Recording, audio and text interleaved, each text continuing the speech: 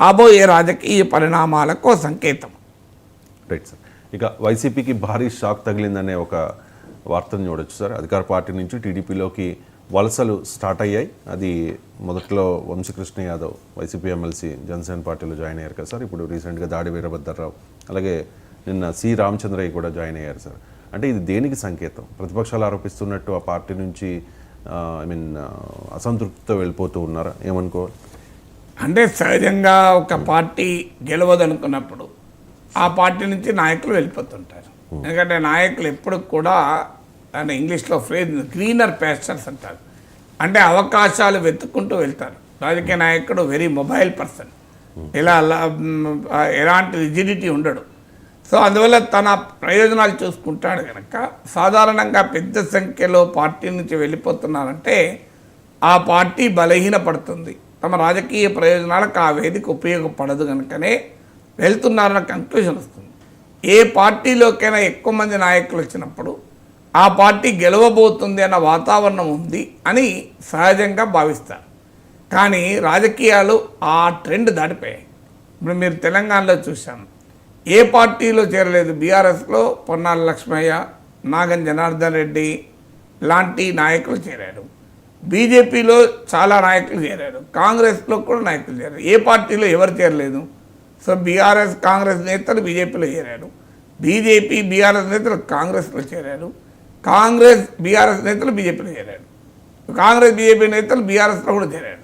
అందువల్ల అన్ని పార్టీల నుంచి ఫిరాయింపులు జరిగాయి. ఇందులో ఎవరు ఆగారు చెప్పండి? ఇటు నుంచి అటు, అటు నుంచి ఇటు నిరంతరం జరుగుతూనే ఉన్నాయి కదా.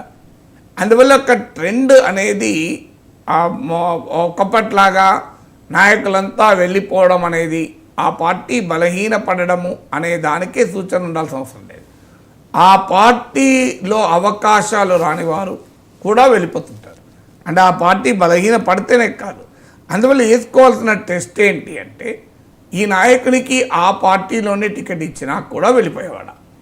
ఇప్పుడు ఆళ్ళ రామకృష్ణారెడ్డికి మంగళగిరి టికెట్ ఇస్తే ఆయన వెళ్ళిపోయేవాడు అని సమాధానం వస్తే వైసీపీ బలహీనపడుతుందని ఆన్సర్ వస్తుంది. దాడి వీరభద్రరావు కుమారుడు దాడి రత్నాకర్ అనుకుంటాను, ఆయనకు వైసీపీ అనకాపల్లి నుంచి టికెట్ ఇస్తుంది అని కనుక ప్రామిస్ చేస్తే దాడి వీరభద్రరావు పార్టీ మారేవాడా? సో ఈ నాయకులందరినీ కూడా మన ప్రాతిపదిక ఏంటంటే వీళ్లకు మళ్ళీ వైసీపీలోనే టికెట్లు ఇస్తే వీళ్ళు పార్టీ మారేవారా లేదా? అంటే టికెట్ ఇచ్చినా కూడా వద్దని వెళ్తే అదొక ఇండికేటర్. ఇప్పుడు నాకు అర్థమైనంత మేరకు ఇప్పుడు వెళ్తున్న వారంతా కూడా వైసీపీలో టికెట్ రాదని తెలిసిన తర్వాత వెళ్తున్న వారే. ముందు ఎవరు వెళ్ళలే, నాకు టికెట్ అవసరం లేదు పో అని చెప్పి వెళ్ళిపోయారా? మనకి ఎక్కడ ఎవరు వెళ్ళలే. అంటే మరి ఏంటి ఇండికేషను? అందువల్ల నిజంగానే ఒక పడవ మునుగుతుంది అనుకుంటే పడవ నుంచి తోసేదాకా ఆగరు, ముందే దూకుతారు కదా. ముందే దూకి ఈత కొట్టుకుంటూ వెళ్ళిపోతారు. కానీ ఇక్కడ పడవ మునుగుతుంది అని అనుకున్నప్పుడు సాధారణంగా ఆ నావికుడు వచ్చి నువ్వు దిగు అనేదాకా అవుతారా? వెళ్ళిపోతా అంటారు కదా. కానీ ఇక్కడ అలా కాదు. ఇక్కడ పార్టీ ఇక తోసేసినట్టే ఒక రకంగా. మీకు టికెట్ ఇవ్వలేదంటే తోసేసినట్టే. మీకు డోర్ చూపెట్టాక డోర్లోకి వెళ్తున్నారు, డోర్ తెలుసుకొని రావడం లేదు మనం గమనిస్తే. మరి అలా తోసివేయబడ్డ నాయకులకు ఎందుకు టీడీపీ గేట్స్ ఓపెన్ చేసినట్టు సార్? మరి ఎవరైనా ఎంత వచ్చినా నష్టమే ఉన్నది, లాభమే కదా. ఏ మేరకు కలిగిన ప్రయోజనమే కదా. అంటే ఒకటి పర్సెప్షన్ అడ్వాంటేజ్ వస్తుంది. అంటే ఇప్పుడు మీరే అన్నట్లు చూడు టీడీపీలోకి ఎందుకు వస్తారు, గెలిచే వాతావరణంలో వస్తారు కదా, గెలవకపోతే ఎందుకు వస్తారు అనే ఒక పర్సెప్షన్ అడ్వాంటేజ్ ఉంటుంది. అంటే ప్రజల్లో సాధారణంగా ఇంతమంది నాయకులు వైసీపీ టీడీపీకి వస్తున్నారంటే టీడీపీ అధికారంలోకి వస్తుందని నమ్మకం లేకపోతే ఎందుకు వస్తారు, ఇదొక అభిప్రాయం ఉంటుంది. అది పర్సెప్షన్ అడ్వాంటేజ్. రెండు పొలిటికల్ అడ్వాంటేజ్, ఎంతో కొంత వాళ్ళ బలం కలిసి వస్తుంది. ఆ రకంగా వారికి ఉన్న మద్దతుదారులు అది కూడా కలిసి వస్తుంది. మూడవది వ్యూహాత్మక అడ్వాంటేజ్.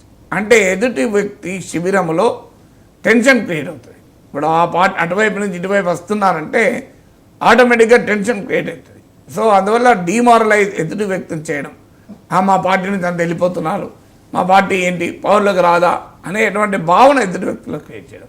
అందువల్ల వచ్చే వాళ్ళు ఉంటే ఏ పార్టీ కాదంటే చెప్పండి.